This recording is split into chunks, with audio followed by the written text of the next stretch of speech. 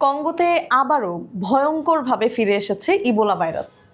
আর পরিস্থিতি এতটাই উদ্বেগজনক যে বিশ্ব স্বাস্থ্য সংস্থা অর্থাৎ ওয়ার্ল্ড হেলথ অর্গানাইজেশন এটাকে এখন আন্তর্জাতিক জনস্বাস্থ্য জরুরি অবস্থা ঘোষণা করেছে। শুনতে ভয় লাগছে, তাই না?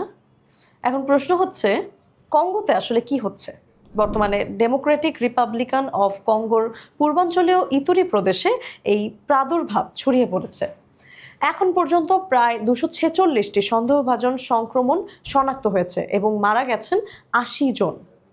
ওয়ার্ল্ড হেলথ অর্গানাইজেশন বলছে রিপোর্ট হওয়া সংখ্যার চেয়েও বাস্তব পরিস্থিতি আরও বড় হতে পারে, কারণ ভাইরাসটি দ্রুত স্থানীয় ও আঞ্চলিকভাবে ছড়িয়ে পড়ার ঝুঁকিতে রয়েছে। আর সবচেয়ে চিন্তার বিষয় হলো এইবার যে ধরনের ইবোলা ছড়িয়েছে সেটি বুন্ডিবুগীয় স্ট্রেইন। এটার জন্য এখনও কোনো অনুমোদিত ভ্যাকসিন বা নির্দিষ্ট ঔষধ নেই। আর এখন পর্যন্ত ল্যাবে নিশ্চিত হওয়া সংক্রমণ পাওয়া গেছে 8টি। সন্দেহভাজন সংক্রমণ ছড়িয়ে আছে 3টি স্বাস্থ্য অঞ্চলে। এর মধ্যে রয়েছে ইতুরি প্রদেশের রাজধানী বুনিয়া, স্বর্ণখনি শহর মংওয়ালু এবং রামপারা। এখন হয়তো আপনি ভাবছেন ইবোলা আসলে কি? ইবোলা হলো একটি ভাইরাসজনিত রোগ। খুব বেশি দেখা যায় না, কিন্তু এটি অত্যন্ত মারাত্মক এবং অনেক ক্ষেত্রে প্রাণঘাতী হতে পারে। এটা সাধারণত কিভাবে ছড়ায় মনে প্রশ্ন জাগছে, তাই না? সংক্রমিত ব্যক্তির শরীরে তরল পদার্থ যেমন রক্ত, বমি কিংবা অন্যান্য শারীরিক তরলের মাধ্যমে একজন থেকে আরেকজনের মধ্যে ছড়িয়ে পড়ে। আর অনেক সময় এর শুরু হয় সংক্রমিত প্রাণী থেকে, বিশেষ করে ফল খেকো বাদুড় থেকে মানুষের শরীরে আসতে পারে এই ভাইরাস। উপসর্গের কথাও জানা খুবই জরুরি। প্রথমে অনেকটা ফ্লুর মতো মনে হতে পারে, হঠাৎ জ্বর, মাথা ব্যথা, শরীর ব্যথা, দুর্বলতা, গলা ব্যথা। এরপর অবস্থা খারাপ হলে শুরু হতে পারে বমি, ডায়রিয়া, শরীরে র্যাশ, এমনকি কিছু ক্ষেত্রে ভেতরে বা বাইরে রক্তক্ষরণও হতে পারে।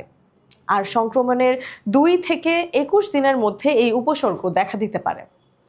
আরেকটা ভয়ঙ্কর তথ্য হচ্ছে, আগের বুন্ডিবুগিও ইবোলা প্রাদুর্ভাবে আক্রান্তদের প্রায় 30% মারা গিয়েছিল। এখন কঙ্গোর ভেতরেই শুধু সীমাবদ্ধ নেই এই বিষয়টা।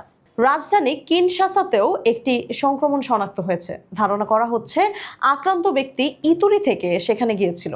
পূর্বাঞ্চলীয় শহর গোমাতেও একটি সংক্রমণ পরীক্ষাগারে নিশ্চিত করা হয়েছে। আর শহরটি বর্তমানে M23 বিদ্রোহীদের নিয়ন্ত্রণে রয়েছে, যা পরিস্থিতিকে আরও জটিল করছে। এছাড়া প্রতিবেশী দেশ উগান্ডাতেও 2 জন আক্রান্ত শনাক্ত হয়েছে। সেখানে 59 বছর বয়সী একজন ব্যক্তি মারা যাওয়ার পর তার শরীরে ইবোলা পাওয়া গেছে। পরে জানা যায় তিনি কঙ্গোর নাগরিক ছিলেন এবং তার মরদেহ ফেরত পাঠানো হয়েছে। এমনকি অন্তত 6 জন আমেরিকানও কঙ্গোতে ইবোলার সংস্পর্শে এসেছেন। তাদের মধ্যে একজনের উপসর্গ দেখা গেছে। মার্কিন সরকার তাদের সরিয়ে নেওয়ার চেষ্টা করছে এবং রিপোর্ট বলছে তাদের সম্ভবত জার্মানির একটি সামরিক ঘাঁটিতে নেওয়া হতে পারে। Centers for disease control and prevention বা CDC জানিয়েছে তারা কঙ্গো ও উগান্ডাতে আরও কর্মী পাঠাবে। আর রাউন্ডা ইতোমধ্যেই কঙ্গো সীমান্তে স্বাস্থ্য পরীক্ষা আরও কঠোর করার সিদ্ধান্ত নিয়েছে। তাহলে প্রশ্ন হচ্ছে, ঝুঁকি কেন বাড়ছে? ওয়ার্ল্ড হেলথ অর্গানাইজেশন বলছে কঙ্গোর নিরাপত্তা সংকট, মানবিক বিপর্যয়, মানুষের ব্যাপক যাতায়াত, শহর এলাকায় সংক্রমণ ছড়িয়ে পড়া এবং অনানুষ্ঠানিক স্বাস্থ্য ব্যবস্থা কেন্দ্র সবকিছু মিলিয়ে পরিস্থিতি আরও ভয়াবহ হতে পারে। তো এখন কি করা হচ্ছে? ওয়ার্ল্ড হেলথ অর্গানাইজেশন কঙ্গো ও উগান্ডাকে জরুরি অপারেশন সেন্টার চালু করতে বলেছে। আক্রান্তদের দ্রুত শনাক্ত করতে হবে, আলাদা চিকিৎসা দিতে হবে এবং অন্তত 48 ঘন্টা ব্যবধানে 2 বার টেস্ট নেগেটিভ না আসা পর্যন্ত চিকিৎসার আওতায় রাখতে হবে। সীমান্তবর্তী দেশগুলোকে সার্ভিলিয়েন্স আরও বাড়ানোর কথা বলা হয়েছে।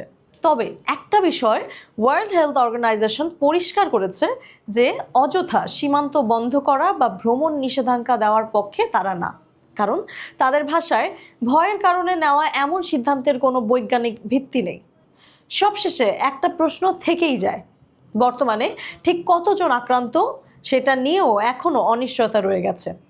তাহলে কঙ্গোর এই প্রাদুর্ভাব কি শুধু আফ্রিকার সমস্যা হয়ে থাকবে নাকি বিশ্বব্যাপী নতুন আতঙ্কের কারণ হবে, সেটা সময়ই বলে দেবে।